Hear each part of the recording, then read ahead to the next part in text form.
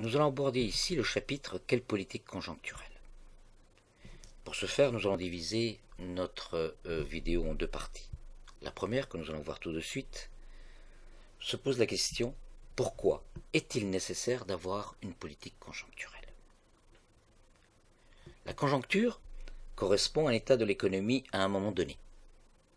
À court terme, cet état est repéré par les grands équilibres macroéconomiques en matière de production, il s'agit là de la croissance du PIB, en matière d'emploi, il s'agit là de voir le taux de chômage, en matière de prix, il s'agit là de repérer le taux d'inflation, et en matière d'échanges extérieurs, nous verrons cette donnée en termes d'excédent ou de déficit extérieur. Cet état de l'économie peut présenter des déséquilibres que les mécanismes de marché ne peuvent résoudre, ce qui, nous l'avons vu dans les chapitres précédents, justifie l'intervention de l'État. À court terme, il peut y avoir trois grands déséquilibres.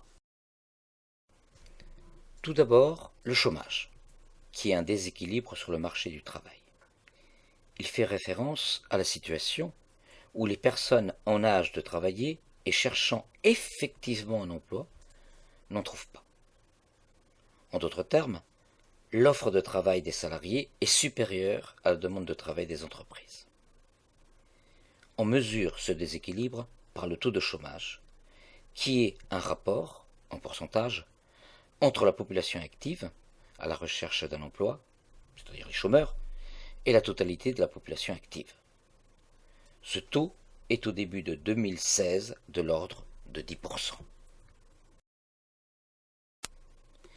Le deuxième déséquilibre concerne l'inflation, qui est un déséquilibre sur le marché des biens et des services. Il s'agit d'une hausse durable et généralisée des prix. On mesure ce déséquilibre par le taux d'inflation. Ce taux, encadré par l'objectif de la Banque centrale en dessous, mais autour de 2%, est aujourd'hui très bas, faisant craindre la déflation.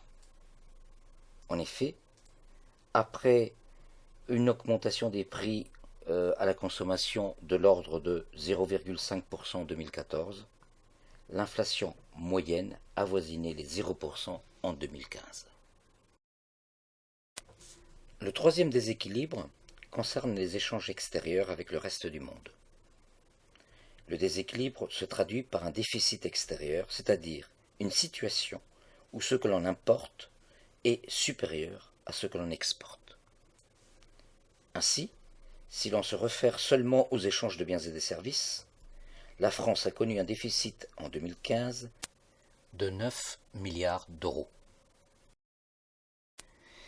Ces déséquilibres sont liés à la dynamique de la demande globale, c'est-à-dire à la somme de toutes les demandes de biens et services pour l'ensemble des marchés d'un pays à un moment donné. Elle se compose, comme nous l'avons vu dans le chapitre 1.4 au début de l'année, d'abord de la demande intérieure, qui comprend la consommation, l'investissement, auquel on ajoute les variations des stocks, et de la demande extérieure, c'est-à-dire des exportations. Par définition, l'équilibre emploi-ressources implique que cette demande globale est égale à l'offre globale, composée de l'offre intérieure, soit le PIB, et de l'offre extérieure, soit les importations. Ainsi, le PIB auquel on ajoute les importations est égal à la consommation plus l'investissement plus la variation des stocks plus les exportations.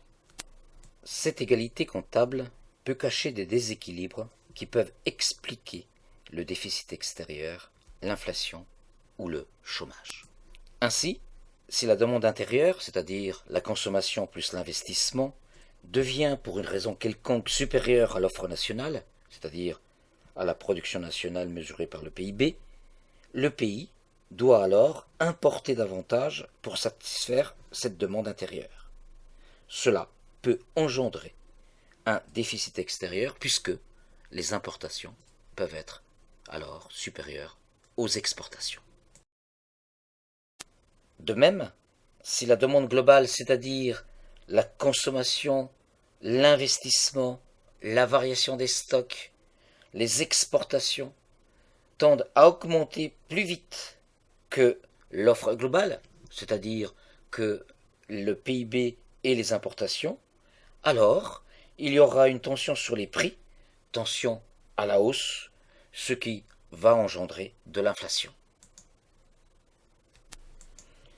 Inversement, si la demande globale augmente cette fois-ci moins vite que l'offre globale, les entreprises, n'arrivant pas à tout vendre, vont ralentir leur production.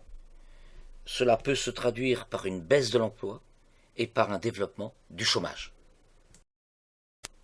Face à ces situations de déséquilibre, l'État et la Banque centrale européenne peuvent agir pour ralentir la demande globale ou pour l'accélérer en fonction de la situation.